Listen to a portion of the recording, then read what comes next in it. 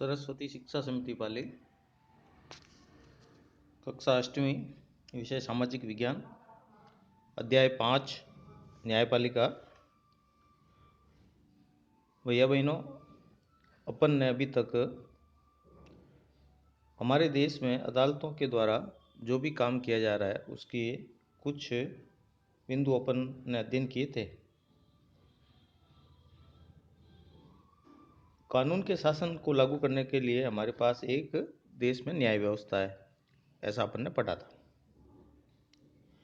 और यह न्यायपालिका हमारी स्वतंत्र न्यायपालिका है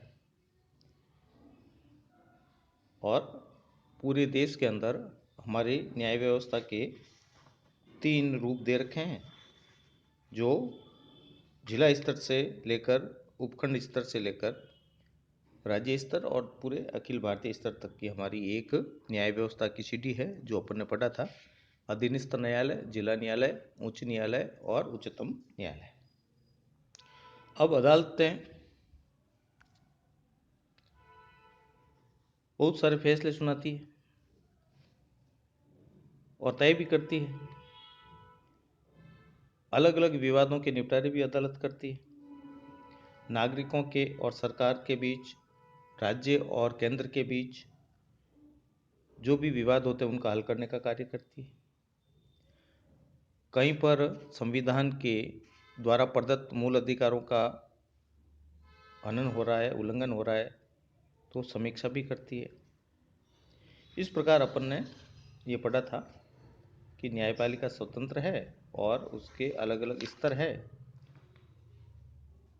हमारे देश का सर्वोच्च न्यायालय नई दिल्ली में है और हमारे राज्य का उच्च न्यायालय जोधपुर और जयपुर में। फिर आया था विधि की अलग अलग व्यवस्थाएं, तो उसमें अपन ने पढ़ा था फौजदारी कानून और दीवानी कानून। फौजदारी कानून वो जो मारपीट, हत्या, डकैती ऐसे आपराधिक मामले वो फौजदारी कानून के अंतर्गत आते हैं। और दूसरा तलाक, डिक्री, मकान मालिक किराया विवाद, ऐसे विवाद हैं वो आते हैं दीवानी अदालतों में। हर व्यक्ति अदालत की शरण जा सकता है क्या? तो निसंकोच हमारे देश के अंदर ऐसी न्याय व्यवस्था है कि कोई भी व्यक्ति अपने अधिकारों का अगर उसको उल्लंघन हो रहा है तो वो अदालत में जा सकता है। न्यायालय उसके अधिकारों की रक्षा करता है। भारत में रहने वाला कोई भी व्यक्ति अगर उसको लगता है कि उसके साथ अन्याय हो रहा है तो वो न्यायालय की सेवाओं के लिए जा सकता है। लेकिन गरीब लोगों का अदालत में जाना काफ़ी मुश्किल होता है, ये अपन जानते हैं। हाँ, बिल्कुल है कि प्रत्येक व्यक्ति को न्याय मिलता है, लेकिन हम देखते हैं जितना बड़ा वकील है उतनी बड़ी उसकी फीस होती है, इसलिए साधारण गरीब व्यक्ति नहीं जा पाता। दूसरा कारण होता है कानून की प्रक्रिया हमारे यहाँ बहुत लंबी है। 30-30 साल, 35-35 साल तक हमारे यहाँ पर मुकदमे चलते हैं। इसके कारण भी व्यक्ति न्यायालय में नहीं जा पाता है। उसको पता है कि ये मुकदमा न मालूम कब तक चलेगा, उसके कारण मुझे कितने समय तक वकीलों को फीस देनी पड़ेगी। इसलिए काफ़ी धन व समय खर्च होता है। गरीब, अनपढ़ व्यक्ति और मजदूर वर्ग के लोग अदालत में इंसाफ पाने की उम्मीद नहीं के बराबर रखते हैं। इसी को ध्यान में रखते हुए सन 1980 के दशक में हमारे सर्वोच्च न्यायालय ने एक PIL यानी जनहित याचिका ऐसी एक व्यवस्था की, जिसके तहत कोई भी व्यक्ति साधारण कागज पर भी न्यायालय के अंदर कोई याचिका दायर करता है, यानी प्रार्थना पत्र लिख के भेजता है, तो न्यायालय को लगता है कि वास्तव में यह उस व्यक्ति के लिए लाभदायक है और उससे नुकसान हो रहा है, उसके साथ दुर्व्यवहार हो रहा है, कानून का उल्लंघन हो रहा है, तो न्यायालय उस प्रार्थना पत्र को ही न्यायालय के अंदर प्रथम FIR मान लेता है, याचिका मान लेता है। कुछ संस्थाएं भी आम समाज के हित के लिए कोई कार्य होता है तो उसके लिए जनहित याचिका दायर कर सकती है। कई बार न्यायाधीश अखबारों की कतरन को भी याचिका मानकर ऐसे निर्णय व्यक्तिगत और जनता के लिए फायदेमंद होते हैं वहाँ करते हैं। इस व्यवस्था को अपन कहते हैं जनहित याचिका, जो ज़्यादातर लोगों की सीधी पहुँच के अंदर होती है। न्यायालय ने देश के किसी भी नागरिक व संस्था को ऐसे लोगों की ओर से जनहित याचिका दायर करने का अधिकार दिया है जिनके अधिकारों का उल्लंघन हो रहा है। जनहित याचिका चाहे सीधे उच्च न्यायालय में चाहे उच्चतम न्यायालय में सीधी दायर की जा सकती है। न्यायालय ने कानूनी प्रक्रिया को जनहित याचिका के माध्यम से बहुत सरल कर दिया है। अब तो जगह जगह लोक अदालतें भी लगने लगी है, जिसमें आपसी निपटारे से भी इस प्रकार के फैसले लिए जा रहे हैं।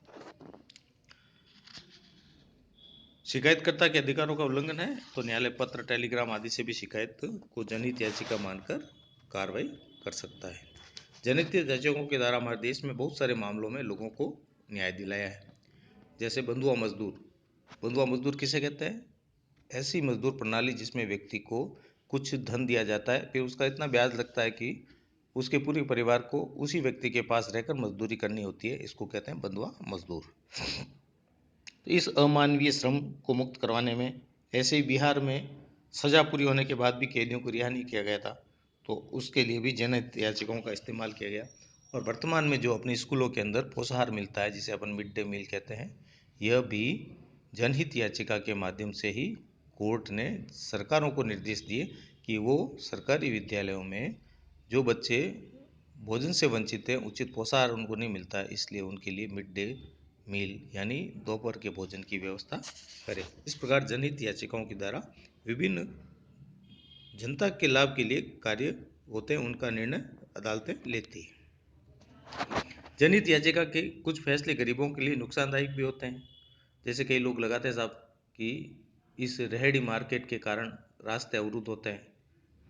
बम्बई जैसे महानगर में झुग्गी झोपड़ियों के कारण काफ़ी जगह स्थिति खराब है, तो उनको हटाया जाए।